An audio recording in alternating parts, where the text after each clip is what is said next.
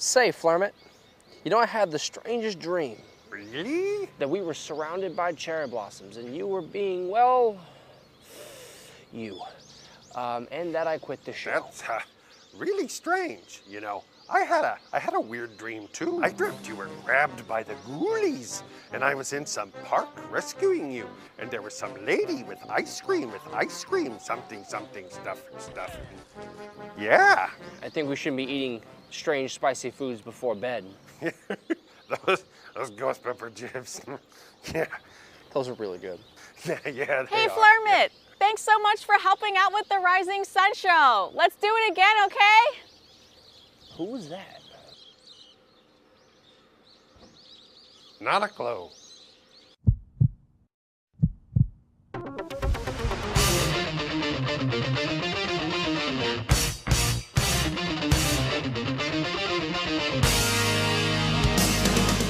Hey everybody, I'm Specialist Corey McCooch, and put your learning hats on. It's time to be schooled in the news. Readiness is a top priority of the U.S. Army. That's why we at Camp Zama train to be ready for anything, even if that anything is the unlikely event of an evacuation.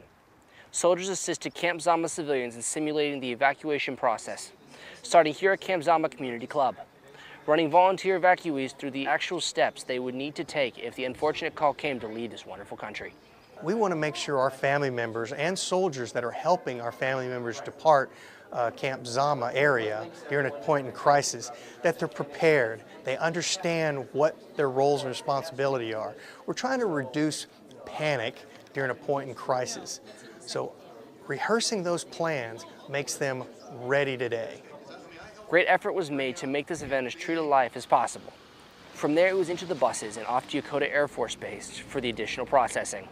In case of an emergency, the 27-mile trip would be necessary because that's where they keep the planes, you see.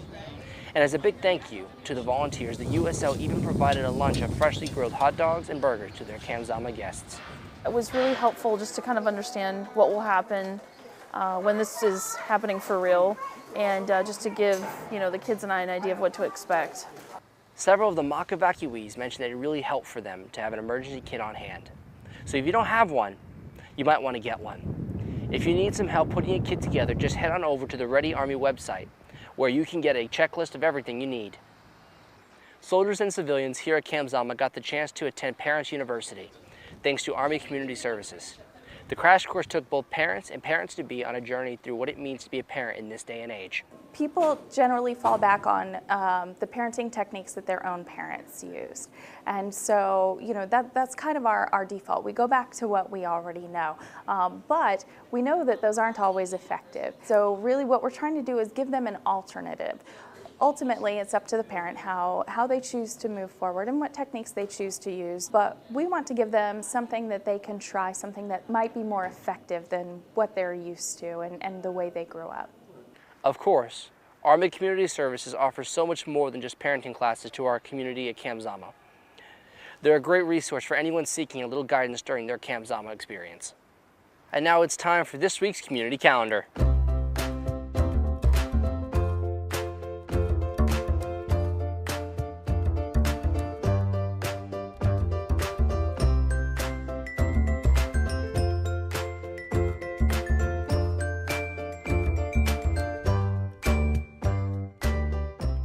Finally, the sun was shining down, the temperatures rising up at this year's Hawaiian Festival over at the Sagamihara Depot. Charlie Maib has more. You weren't kidding about the sun shining. It was hot. The first summery day of the year, and perfect weather to celebrate the spirit of America's 50th state with a run and some fun.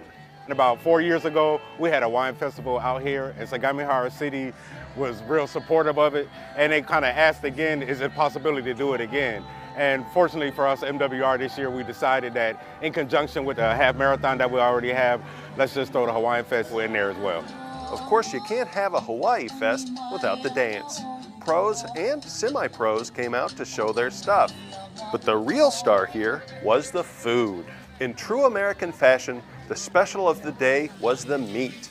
Be it Hawaiian favorites, Japanese fusion, or classic Americana, there was enough food here to choka Leo.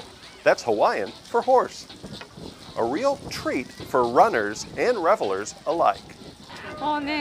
It's so hot. I can't think of any food but this, especially after the run. I came here for the half marathon today, but found out there was a fun festival, so I was super lucky. Reporting from Sagamihara General Depot, I'm Charlie Maib.